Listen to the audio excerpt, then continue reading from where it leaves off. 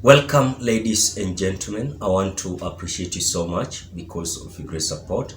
Please consider subscribing to this channel. William Ruto has come out to panic as he has come out to release his soldiers to at least to reach out Raila Odinga.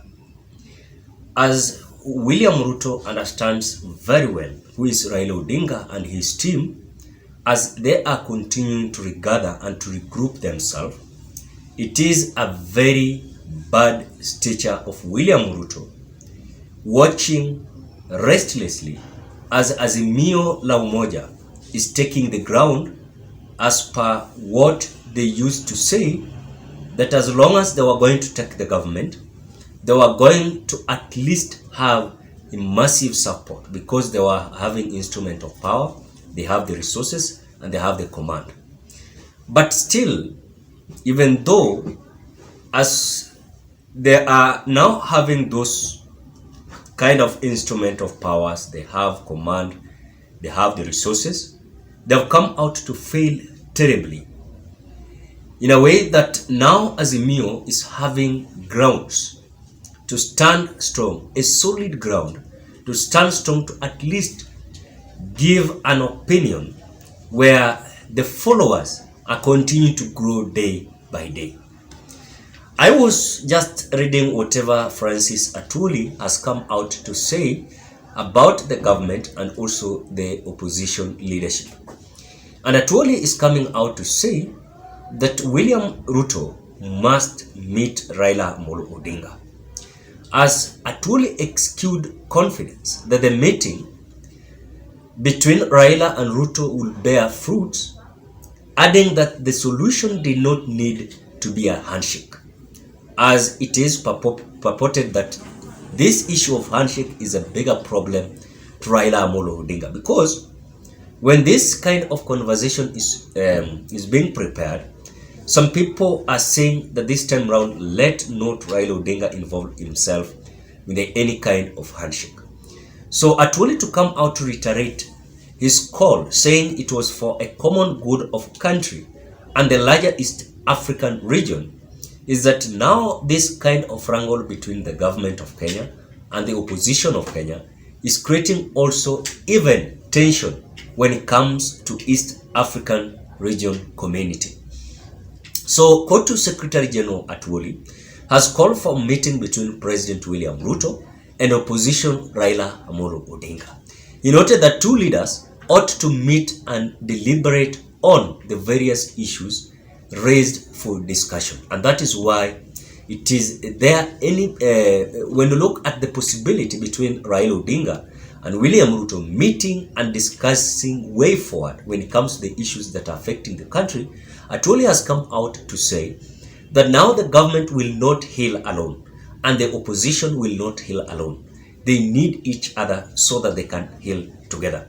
But something that is there as a problem is that this time round, Raila Odinga has been so intelligent that in any case he's going to be lured to certain kind of handshake. He's so clear that this time round he doesn't want any kind of handshake because he understands the repercussions of handshake that he had with former President Uhuru Muigai Kenyatta. But as even the bipartisan talk has been suspended because of certain issues that we do understand that Kenya Kwanza does not want to discuss about the issue of the servers. They don't want to talk about the issue of IBC commissioners reconstitution. They don't want to speak about the political parties. They don't want to talk about the high cost of living. That is why the Azimio came out suspending any kind of bipartisan talk, because they've come out to claim that Kenya Kwanza is not genuine towards the faithful kind of dialogue talk. So, speaking on Thursday in a clip aired by Citizen TV, the KOTU Secretary General has come out to say that the bipartisan committee is a kind of small kind of group that should not come out to dictate any kind of agreement between William Ruto and Raila Amolo Odinga. So Atwoli exuded confidence that the meeting of Raila Odinga would bear fruits, as he claimed that this is the only way to escape any kind of very pathetic scenario in the country. Because you know the kind of scenario that Azimio is having, the kind of scenario of Kenya Kwanza. The Kenya Kwanza is having so kind of leadership that is so wrong. The same to Azimio, they do understand themselves what they want, what they are going for. And that is why Kenya Kwanza are so confused, because this time around, it is not the opposition leadership that they have always seen when it comes to the regime of Mwai Kibaki, the regime of Uhuru Muigai Kenyatta. They believe that the issues that are being raised by Azimio, they have something behind the curtain where the Azimio wants to at least benefit, because yes, they have their interests, but at the same time, the people also must be represented, no matter what. That is about the leadership. But because Kenya Kwanza are coming out to stage this kind of dialogue, as if Raila Odinga and his team are looking or a kind of having anarchy or overthrowing this government, which it is not there. This is just a propaganda that these close allies of William Ruto are having. So I believe any kind of phone call that will come from William Ruto, which I believe these people are always communicating and they do understand themselves. I believe that these people are talking about any issue regarding their sides. William Ruto is always talking about his Kenya Kwanza. Raila Odinga is also talking about his Azimio.